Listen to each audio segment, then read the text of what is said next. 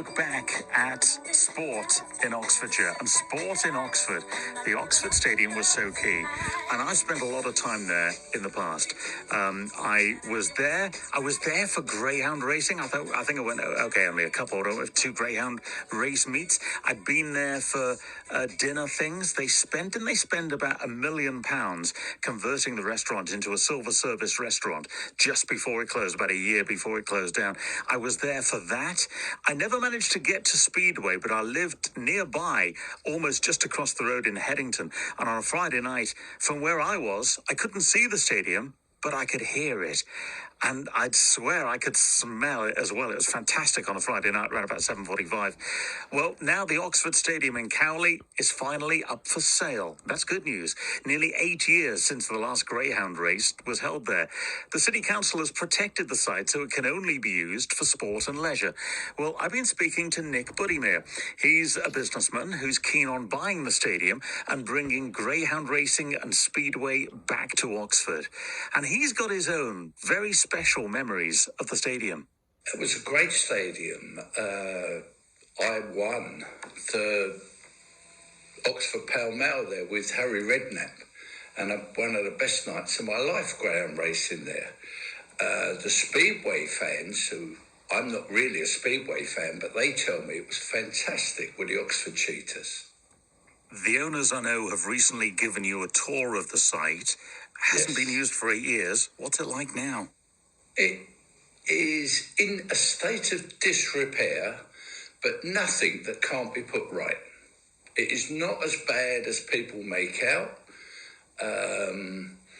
Yes, it will need 400 square metres of carpet tiles. It will need a lot of love and care. It needs the roof sorting out, but it is not derelict, not by a long way. In fact, the owners, to be fair to them, have been reasonable at keeping the place in good condition. Now, tell us about that. Tell us what the City Council has done to try and make sure this asset isn't, bulldozed for houses.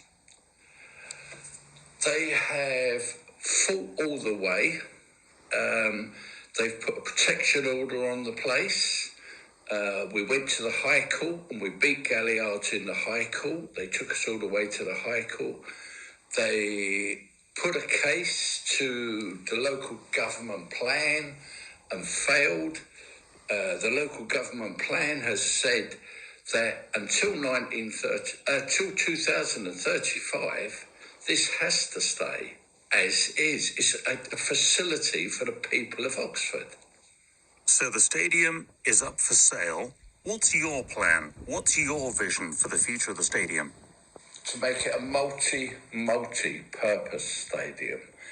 It will not survive with greyhounds only. It will not survive with Speedway only. Speedway is a major part of this stadium, but it's only 20, maybe 25 meetings a year. We need to make this 365 days of the year. There's a facility on there. There's lots of space, lots of opportunities. And we've been pressing the council, putting ideas to them. They are very, very pro. Let's bring something back that is worth it in an area that badly needs it. So what would you bring back to get it working 365 days a year? What kind of activities would you bring back into the stadium? Well, the first two activities would be that we would concentrate on this greyhound racing and speedway because that's what it's known for. But during its time, it's had a girls' dance school there. It's had a boxing club there. These sort of activities have got to be included. There's so much more. The other day, we were approached by someone who wants to, they've got a contract with the government to train Alsatians, dogs, whatever, to sniff for drugs. They're looking for some space. There's 4 hospitality suites there. We would love to let them out to local businesses that can have conferences, sales conferences. you've got the karting that was in the middle of the track. So someone could come along, have their sales conference in the morning, team building lunch there, which we've got the restaurants, and then go karting in the afternoon, maybe stay on for a speedway meeting or greyhound meeting in the evening. There are so many opportunities here that are just being wasted. This is a multi-purpose stadium. One of the things we've been asked for is, if we get it, could we supply a meeting place for the Hindu Society within Oxford? We said, obviously, we will look at it, but we've got to get it first. All these ideas are all talk until we get it. As you say, it's all ideas at this stage. It's great planning it as a multi-use stadium. But have you heard from the governing bodies of greyhound racing and speedway? Are they keen to come back? Of course they're keen to come back. Oxford Cheetahs was one of the country's major players. And I live 110, 120 miles away in Bournemouth. And I've seen a guy, I was going to the station one morning and he's wearing an Oxford Cheetahs jacket. And I thought, they haven't performed there for nearly 10 years. Yet this guy's still got this kind of loyalty towards them. And don't forget, Paul Pirates is only 8 miles away from me. So the Oxford Cheetahs had a big thing. The greyhound racing there had a fantastic following. And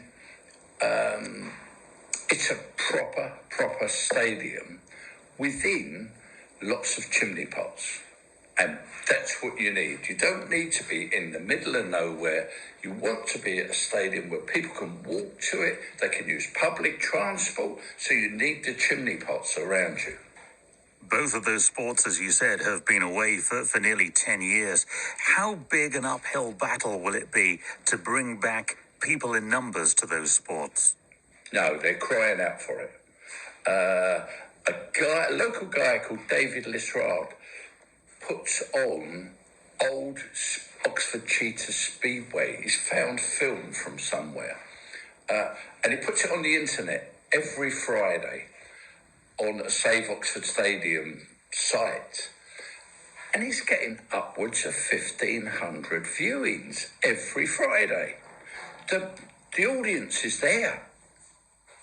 And there's a whole generation of Speedway fans who've never took their young boy to Speedway. The kids will go crazy, and we will make it a real spectator. We'll give away tickets to the Speedway, introductory tickets to bring the crowds in, and it will happen. You've had success there yourself in the past. You're a businessman now. Yeah. How much is this a passion from the heart, and how much is this common sense and all about money? What's behind you and this plan coming back? Common sense, money have to come first to make your passion work. A lot of people will say, oh, that's the wrong way round.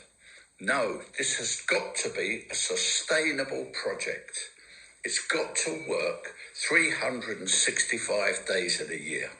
I want Santa Claus there on Christmas morning. People coming in, having hot chocolate and marshmallows or whatever. Just keep the place working. And what's the timeline on this finally? When do you expect to hear? And if it is a yes, when do you expect to get the stadium back up and running again? Well, it would help if Galliards named a price. That would help. They have not named a price so far. They are saying to me at the moment, make a bid and we will consider it. The bid will go in before December the 1st. And if you get a yes, how long will it take to renovate it, to get it back up and running again? It would take, I don't want to disappoint people, but there was 6 months' work there, at least. How excited are you about the possibility? I love the possibility. I've been doing this for 6 years. If I wasn't excited about the possibility, I would have quit a long time ago. Nick Buddingmere, I wish you the very best. I can't wait to see these sports back. I can't wait to see the stadium back in action. I hope you're successful. Thanks for joining us. We can't wait to have Radio Oxford there for the opening. And we'll continue to follow his progress with this and discover what happens with the Oxford Stadium. Either way, it will be great to see it open again one day. Fingers crossed. It's 18.